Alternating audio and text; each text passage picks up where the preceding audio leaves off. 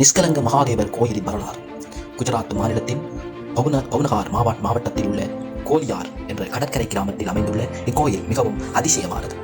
கடல் அலைகள் உயரும் போது முழுவதும் நீரில் மூழ்கிவிடும். அலைகள் தணிந்த போது மீண்டும் வெளிப்படும் தனித்துவம் கொண்டது.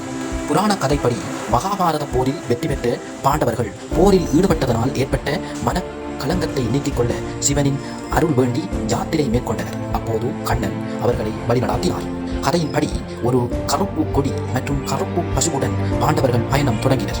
அவர்கள் சென்ற இடங்களில் எல்லாம் அந்த கொடியும் பசுவும் கருப்பு நிறத்தில் இருந்தது. ஆனால் கோலியார் கடற்கரையை அடைந்த போது அவை வெள்ளை நிறமாக மாறின. இதையே கலங்கம் நீக்கிய இடம் என்று கருதினர். அங்கே அவர்கள் இறைவனை இறைஞ்சிய போது பஞ்சபாண்டவர்களுக்கும் ஒவ்வொருவராக 5 சிவலிங்கங்கள் வெளிப்பட்டதாக குறிப்பிடப்படுகின்றது. இந்த காரணத்தாலே இது பஞ்சலிங்க திருத்தலமானது. நிஷ்கலங்க என்ற பெயரின் காரணம் என்ன? நிஷ்கலங்கம் என்பது களங்கம் அற்றது, பாவம் நீங்கியது, சுத்தமானது என்ற பொருளை கொண்டது. போரின் களங்கம் நீங்கிய தலம் என்பதால் இக்கோயிலுக்கு நிஷ்கலங்க மகாதேவர் என்ற பெயர் வழங்கப்பட்டது.